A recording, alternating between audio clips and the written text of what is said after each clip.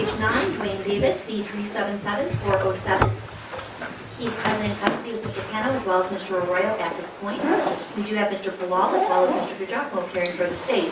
We are on for defendant's motion for release on his own recognizance or in the alternative to set reasonable bail. We also are on for our first status check trial readiness.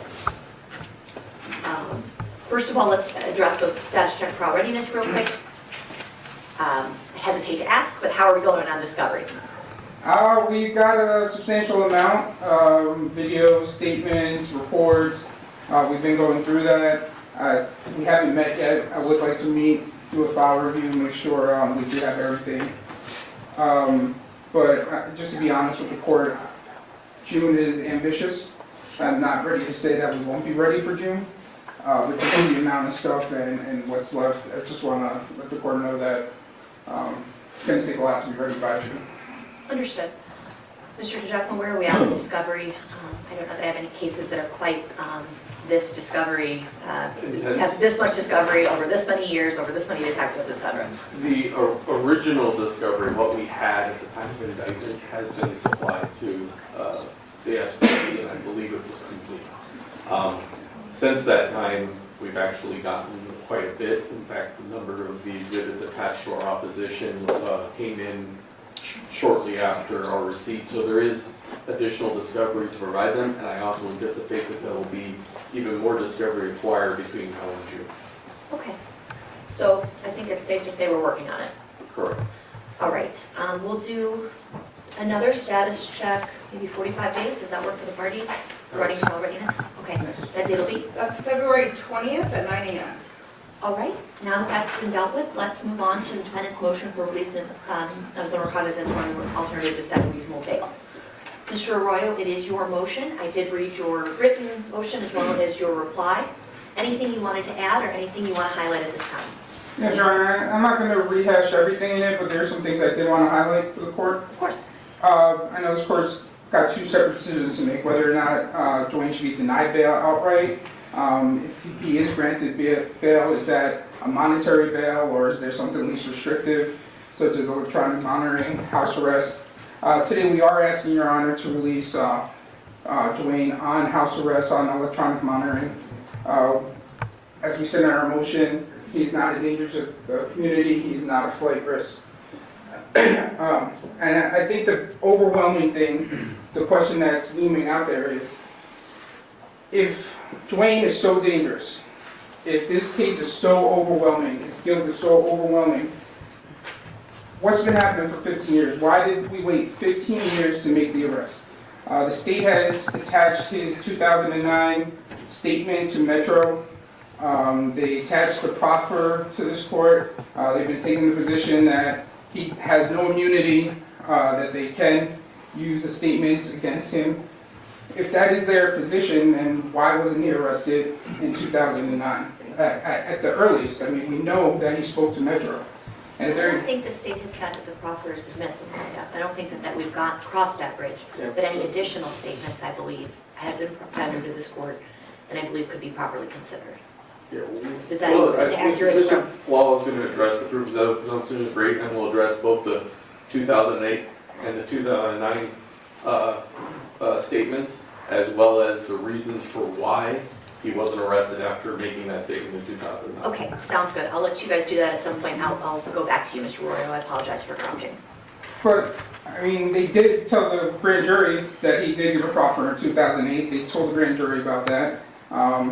They did say that 2009, that Nevada hasn't promised anything. So that position, at least since 2009, this information has been known to Nevada. I think what the problem is, there's really no corroboration. There's no gun. The white Cadillac was never found. There's nothing to corroborate anything that was said in Dwayne's statements. I also believe, like I said in the motion, there's problems. They rely heavily on what was said in the book. The author was never called to the grand jury, so we don't really know what parts are Dwayne's statements, what parts are the author's statements, what's been dramatized for purposes of the book. So really, we're missing this lack of corroboration of the statements. The state does try to address this corroboration issue with Devonta Lee at the grand jury, as we said in our motion. He is not a credible witness. He was interviewed several times by the authorities. The grand jury wasn't told this, but he did previously say that Big Dre is not the shooter previously. He was specifically said, I asked Dre, and Dre said he's not the shooter. That's what his statement to police were before the grand jury. He told the grand jury he was in jail, or back up, he told the police back in 97 or 2007, 2008, that he's never seen a white Cadillac. Then he tells the grand jury, oh, I did see a white Cadillac. But then he also tells the grand jury, well, I was actually in jail at the time all this was happening. So he lacks all credibility. And he's inconsistent in his own testimony. They also try to connect this with Malcolm Greenidge, who was in the car behind Mr. Shakur at the time of the shooting.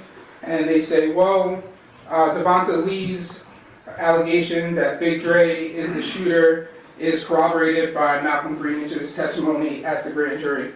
But if you look back at what Greenidge said at the time of the shooting, just hours after the shooting, and I did not attach this to the motion, but at the time of the shooting, Greenidge said he couldn't see what type of arm was out of the car. The grand jury, he says it's muscular, but previously he said he couldn't see it. It happened so fast, all he saw was a black arm with 2 people in the car. It's different from the 4 people that is alleged to be said by Dwayne. So I think you just have all these inconsistencies. You have these statements that have changed over time. And part of the problem is this case has been tried on YouTube already. There's been so many interviews given, so many different stories thrown out in the public, that things change over time as people are picking up bits and pieces from these YouTube interviews that are out there.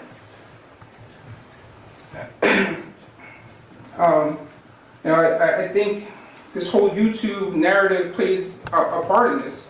I think there's concerns that Devonta leaves after his 15 minutes of fame.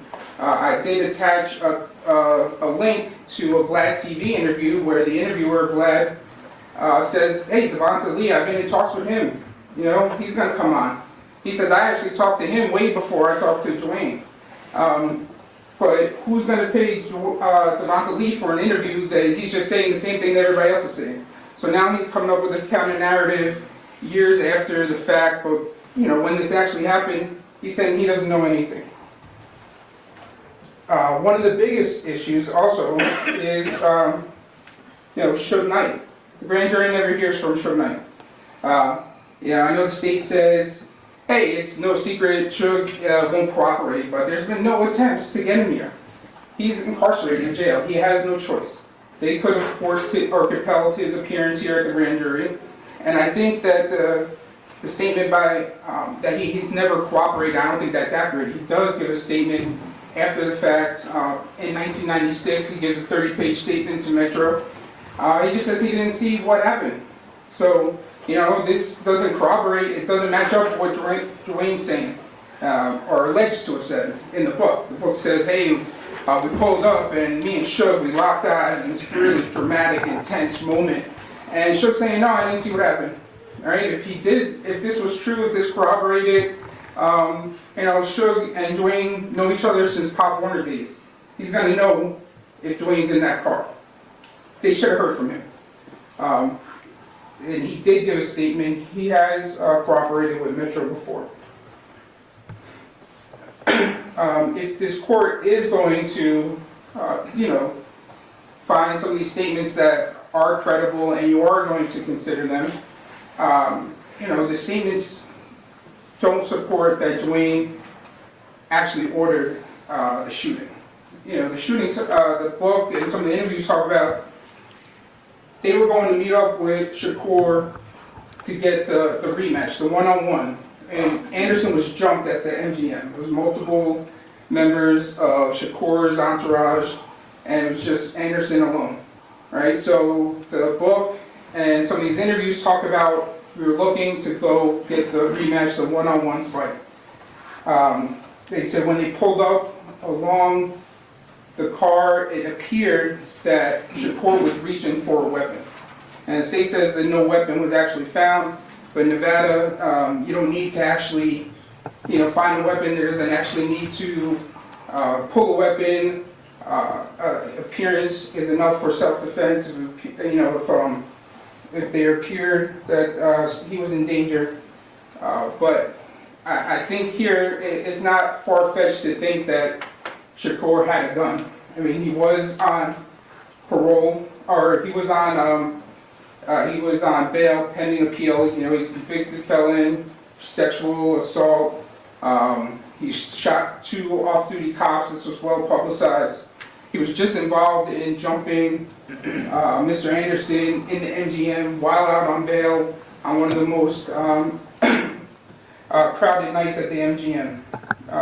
It's not far-fetched to think that he was going to commit an act of violence. In regards to dangerousness, I addressed this in the reply in depth because I was really worried when I saw this allegation that there was a green light. And that word itself is inflammatory, it scares people, and I think there was an issue that I was worried about was the media was going to pick up the word green light, and they did. And I put some of the headlines that have been run now saying, Dwayne orders a green light against witnesses. If you read what the state's actually alleging, they never say that Dwayne ordered the green light, because there is no evidence of that. If you listen to the phone call, there's actually no threats being made, right? He doesn't even mention witnesses. There is a discussion about something that was heard on the streets, that there's a green light on our side. And Dwayne's asking what? He doesn't know what it's even being talked about. And I believe the correct interpretation of that is there's a green light on our family. There's word out there that our family is in danger. Not that, hey, Dwayne ordered a green light, because that's not supported by the phone call.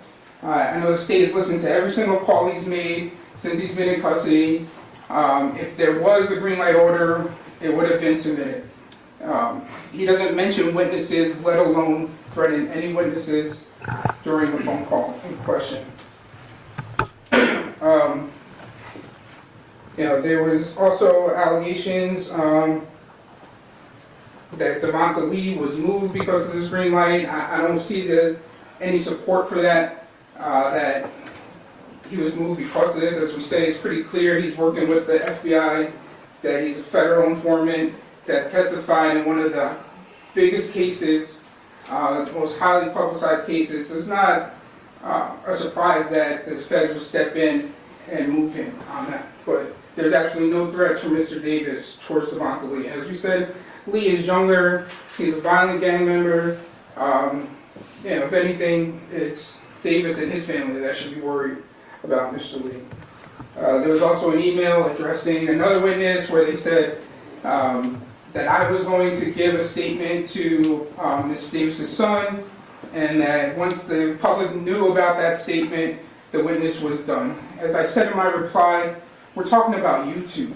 And I asked the court to Google the name and see how many interviews this witness has done. This isn't a surprise. It wasn't like we got this discovery, we're learning about stuff that wasn't out there in the public. This witness has been given YouTube interviews for years, and he didn't even testify at the grand jury. But this is all about this YouTube world where all these people are coming in and they're giving these stories. And as I said, this isn't, I don't know if your Honor is familiar with wrestling, this is WWE, this YouTube life, this isn't real life. These people, Dwayne knows these people in real life, they have each other's numbers. If you look at the statement from Reggie Wright Jr., he says, hey, yeah, on these YouTube interviews, I talk bad about Dwayne, but hey, I have his number. I try to hook him up and try and get him paid on some of these interviews. I mean, these guys, Dwayne's 60 years old. These guys are old now. They're grandfathers. They're trying to do these interviews, trying to make money. Nobody's going to click. Nobody's going to watch if they're on there reminiscing while at the park with their grandkids. Conflict sells, and that's what they're trying to do. They get on these interviews, they puff their chest, they're trying to get clicks. There was also the witness list, and there was an issue with the witness list. You know, I don't know if that should be characterized as a witness list. If you see how old that document is, it's from like 1996. It's a list of people that were raided back in Compton when this incident first happened. This wasn't any surprise to Dwayne. Dwayne knew everybody on there. Half of the people on that list aren't involved in the case.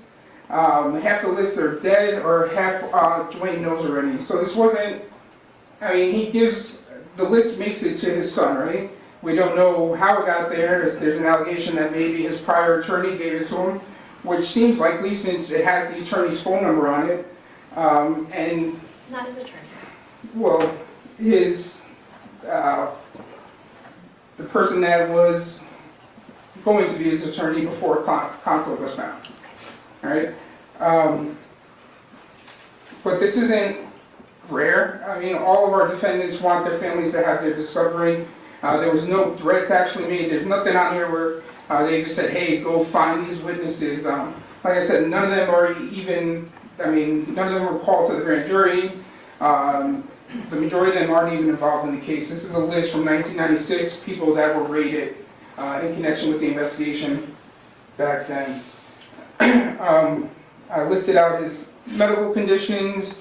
He is, his cancer is in remission, but he does have heart issues.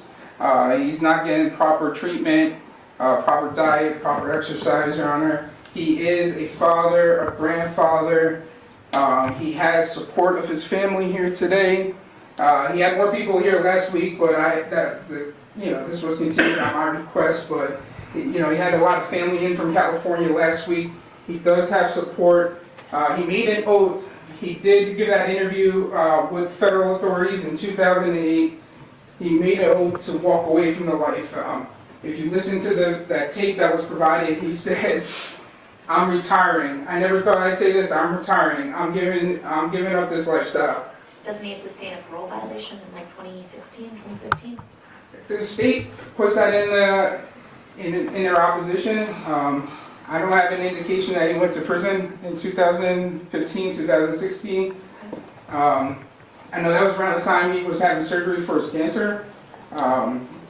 We provided the judgment of conviction in discovery for his conviction for a felon in possession of a firearm. He was arrested with both drugs and firearms, was convicted from a 2013 arrest and 2015 conviction in California. And was he incarcerated as a result? I believe he did about 6 months on a 2-year sentence. Understood. Okay. All right, but there's no connection to this gang life or anything that they're alleging. Your Honor, he has been, employed before he got sick, before he got the cancer. He was making an honest living. As I said, now he is at home with his family. Before he was arrested, he did not flee. He knew this was coming down. He got the Markham notice. He could have ran if he wanted to. He's been under investigation throughout his life, talking to the federal authorities, the Nevada authorities, California authorities. He's never ran. There's no evidence that if he is released with bail or monitoring that he is going to flee. He will return. If he was going to run, he would have did it back in the summer when he was served with the Markham notice. So, Thank you, Mr. Arroyo.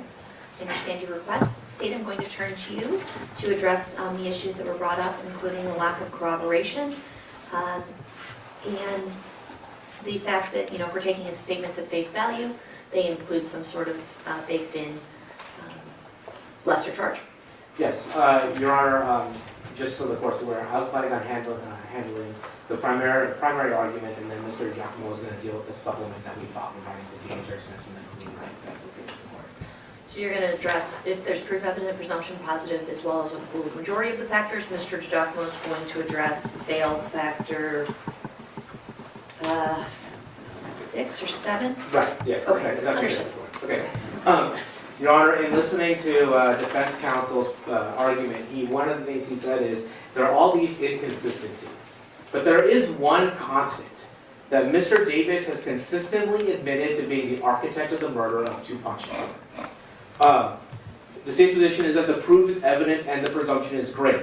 Now, there's reference to this case being 15 years old in terms of the statements, but The 2008, if you listen to it, is clearly a proffer, right? It's not immunity, it's a proffer, meaning that we can't use his statements outside of that room unless he disavows or says that he was lying in making those statements, which is precisely what happened here in defense's moving paper.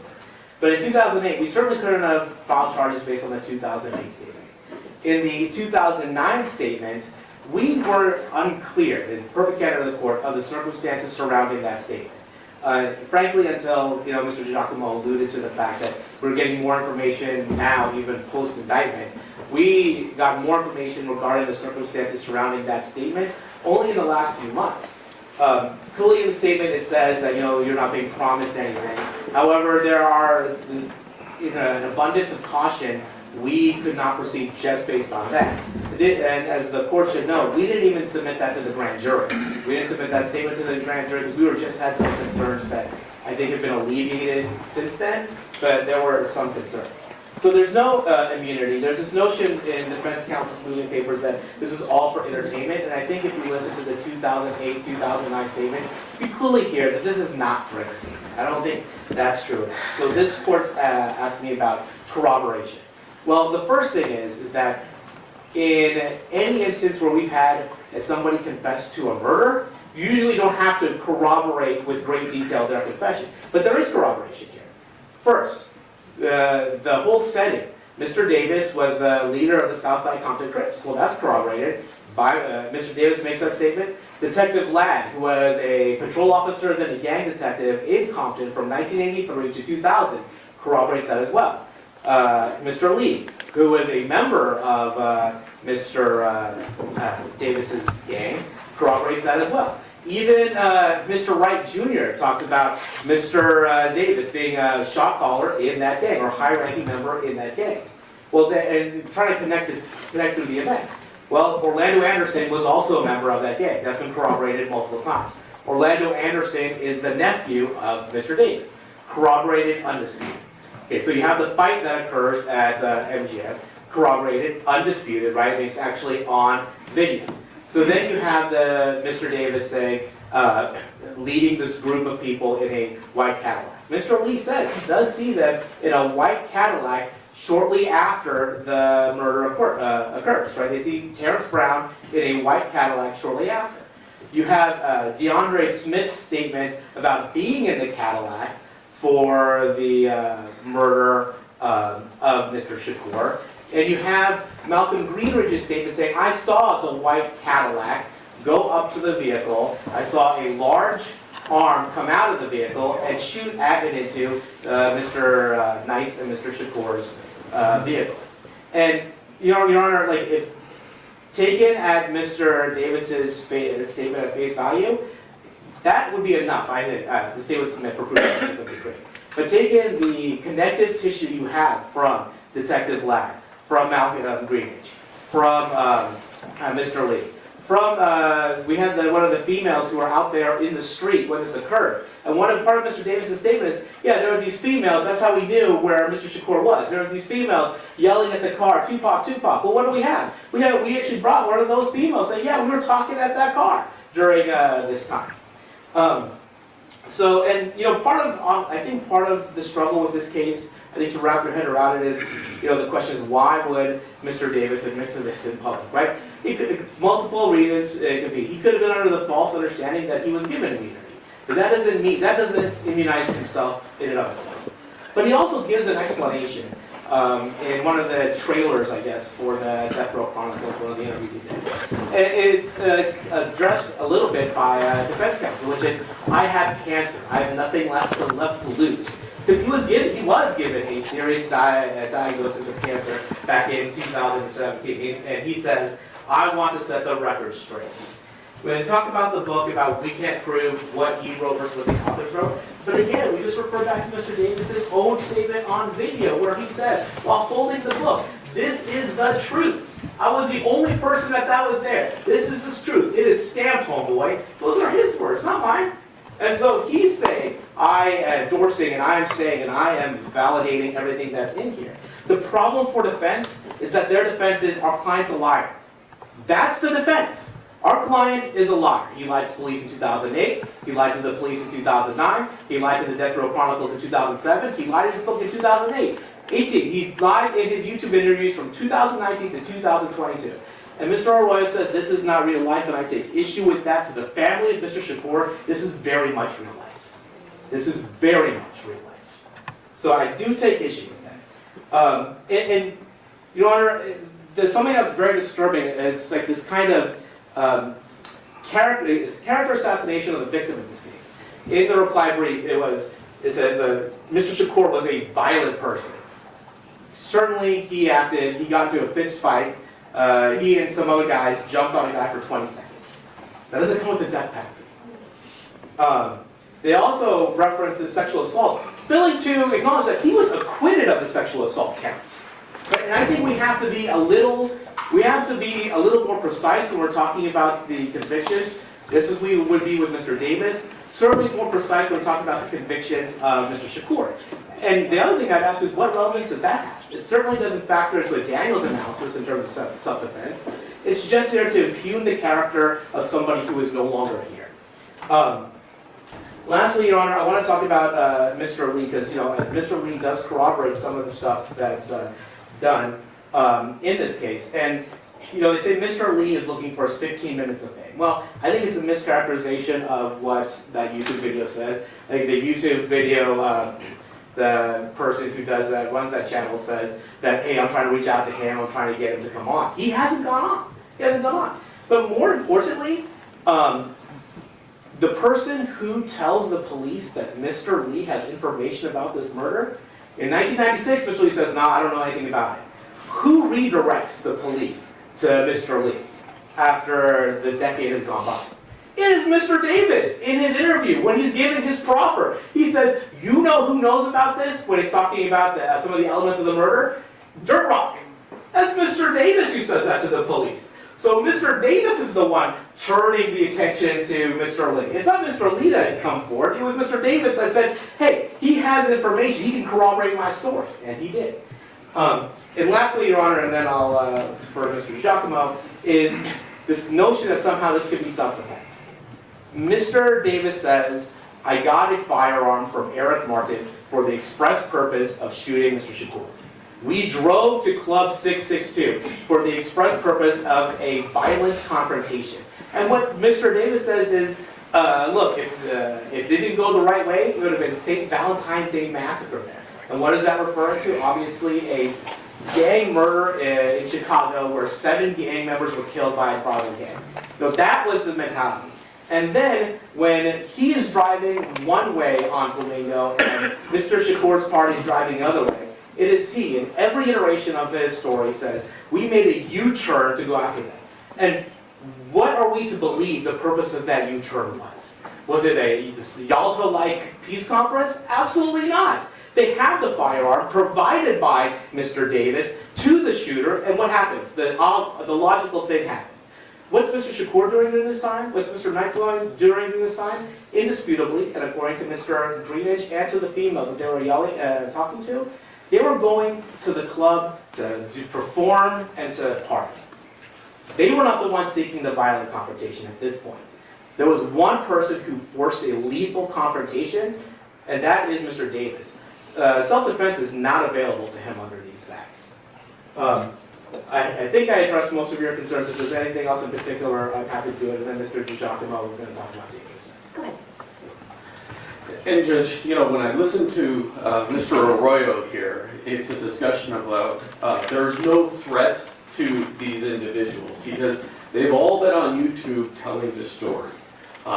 If he wanted to harm these people, he could have done it because they're all on YouTube. But he's missing the central fact here because apparently every gangbanger on earth can get on YouTube and talk about crimes. But when it comes to talking to a police officer, that is a unique thing. It's a thing that'll get you killed.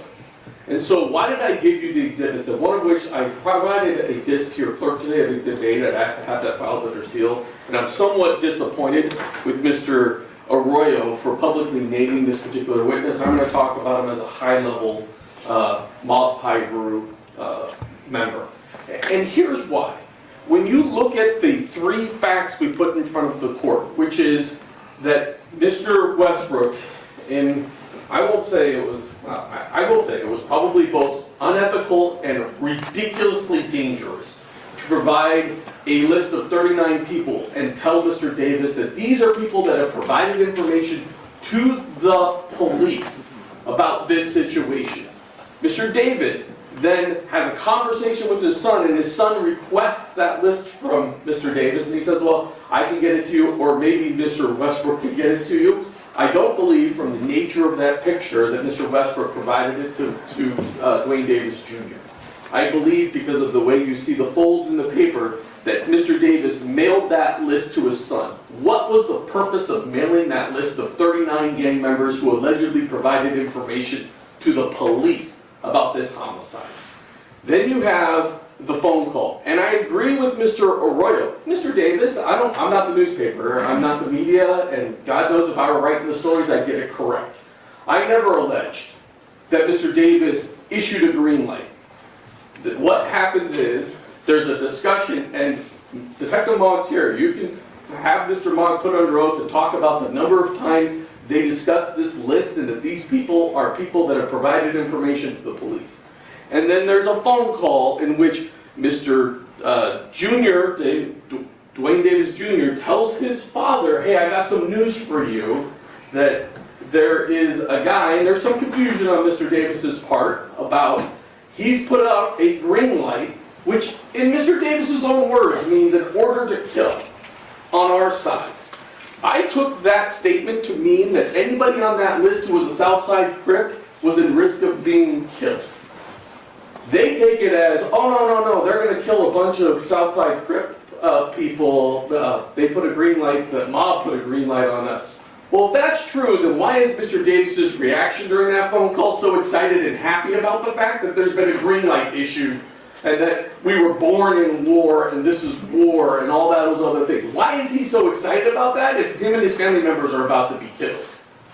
I then gave the court the high-ranking mob Pyru members' statement to police.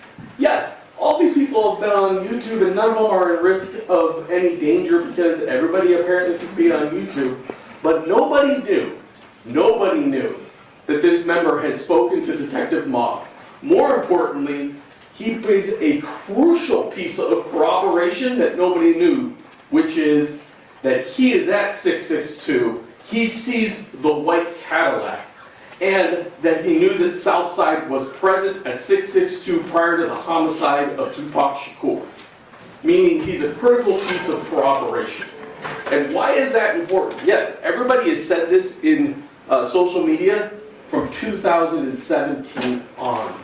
But you now know that every single fact that every witness has reported since 2017 on YouTube was reported by Dwayne Davis in 2008 and 2009, which means every witness on YouTube has corroborated what he said in an admissible statement that we now know is admissible to Detective Dan Long in 2009.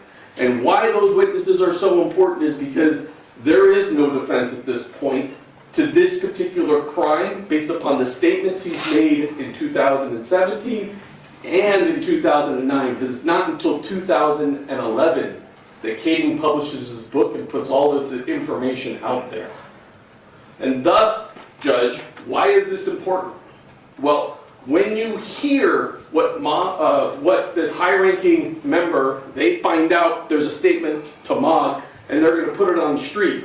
What does Mr. Davis say? He basically implies that Mogg will kill this guy on their own because he talked to Cliff Mogg. And that gives you knowledge of what it is they were doing when they disseminated that list of 39 gang members who allegedly provided information to the police. Why were they sending that out as a picture and disseminating it publicly?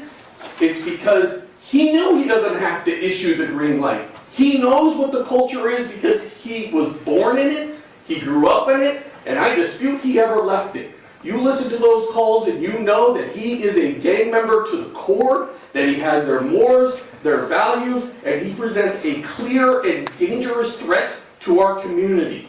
And that he made an effort to cause harm to those 39 people on that list.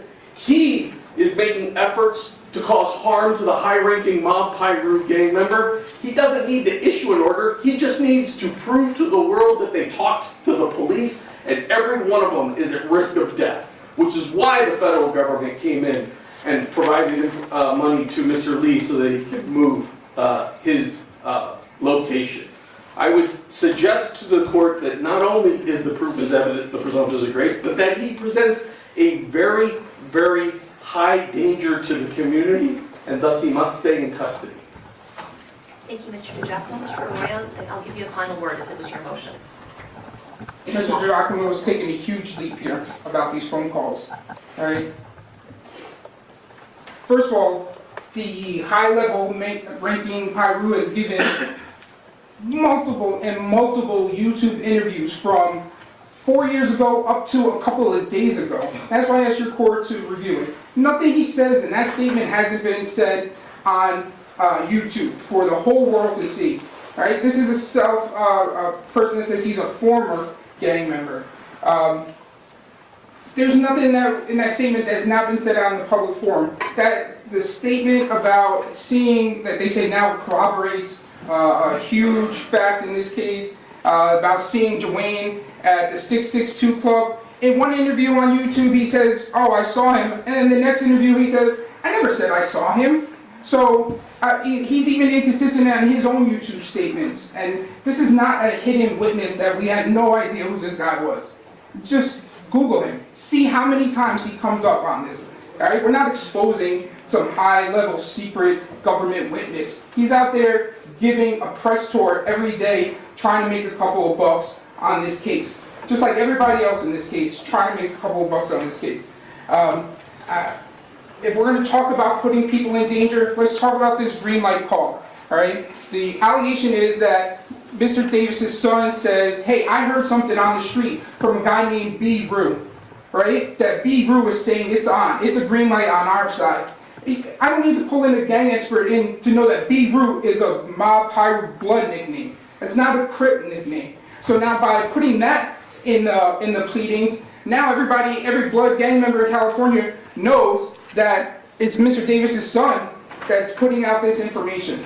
They've made their family more in danger now of retaliation. The threat is against Mr. Davis, right? There's a green light on our side, on our family. He doesn't even know what his son is talking about in that phone call.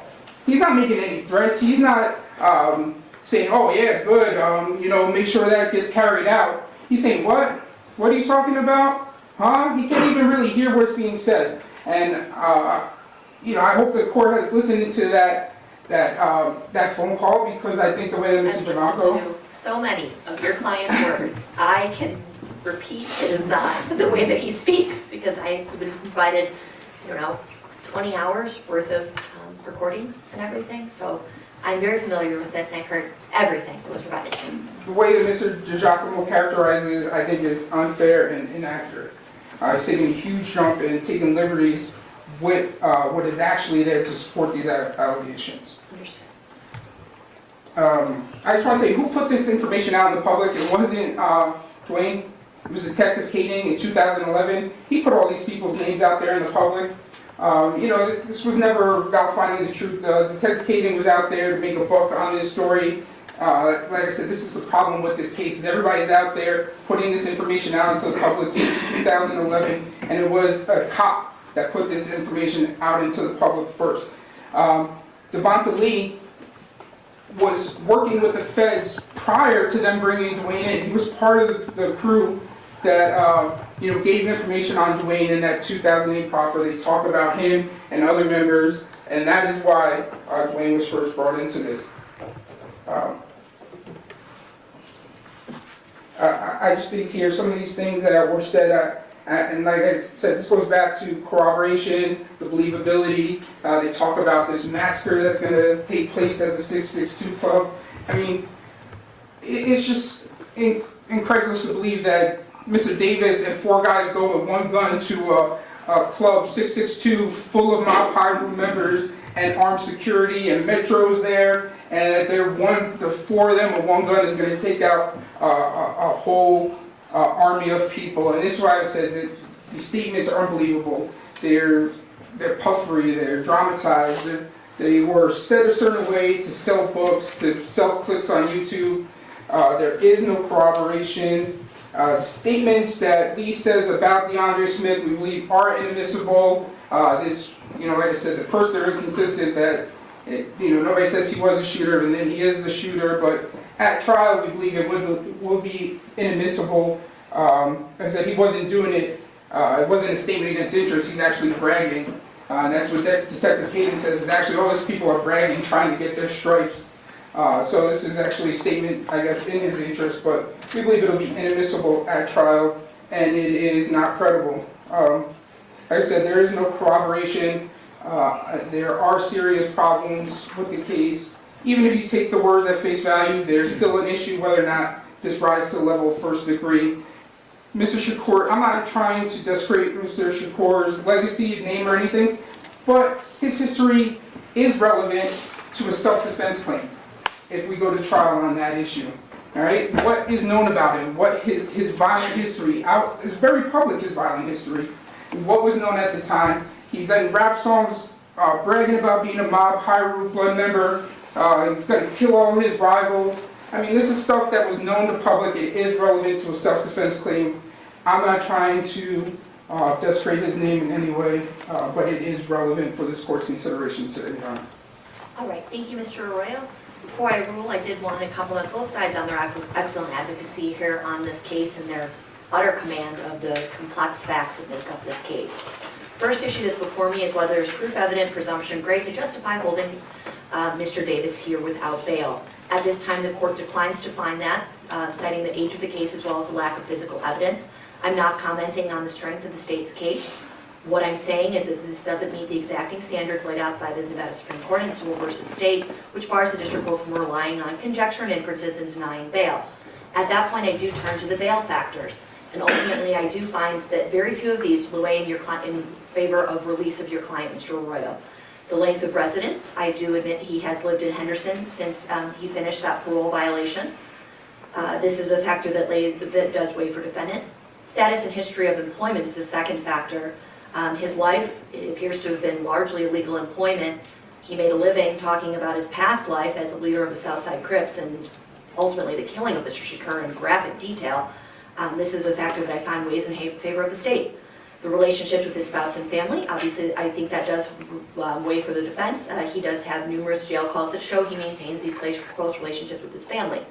When I look at his overall reputation, character, and mental condition, his reputation, although it may be older, is as of a brutal leader of a gang. And ultimately, he makes his money, as I said, talking about the victim's death in this matter. I don't believe this is as far behind him based on what I've heard as the defense makes it seem. I think this is a factor that weighs for the state. His prior record is significant but old. He's not been successful on supervision. This is a factor that weighs for the state.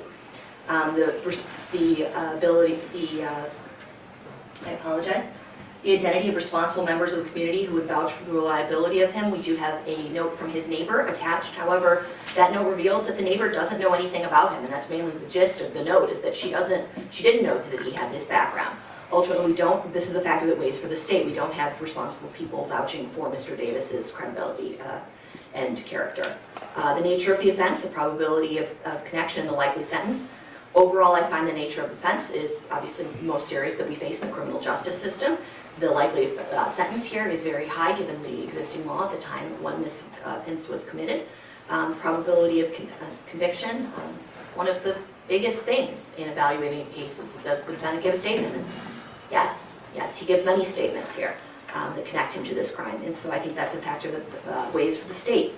When we talk about the nature and the seriousness of danger to any victims or other people in this case, as the state has indicated, this could be very high. There are lots of people who are still scared of him, even in 2022. There are credible threats being made. I don't believe that the FBI is stepping in and providing coverage or assistance for people in situations where they don't think it's a credible threat. And then finally, the likelihood of additional criminal conduct. I find that this weighs for the state, as laid out by Mr. DiGiacomo regarding the jail calls. Although not explicit, they do cause the court concern. Possibilities of failure to appear. I do find ultimately he didn't flee when he was served with this Markham notice. I do note he wasn't entirely cooperative as he didn't sign that Markham notice. And I think at the end of the day, the fact that he didn't leave at that point sort of speaks to the fact that despite this evidence being out there, it took quite some time for it to be charged, and he probably thought that there was no likelihood that it was charged this time as it wasn't charged in the past. So I find this to be a neutral factor. Overall, I find that there's no non-monetary conditions that could ensure the community safety as well as Mr. Davis's return to the court. The bail here will be set as a detention order. The court does have to give credence to the defendant's repeated insistence that he was involved in this horrible death. While I am concerned about his medical issues, those can be handled by CCDC. If any issues arise, let me know. I'm going to set bail at $750,000 with a source hearing as well as house arrest. We'll see everyone back for the status check on trial readiness that we previously set. Anything from either side? No. Okay, thank you. We do need an order from the court to seal Exhibit 8. At this time, I will order that Exhibit 8 be filed under seal and lodged in the vault. For the record, the defense does have a copy of this that has been provided to them as well as the court previously. Yes. All right, did you want to? All right, go ahead.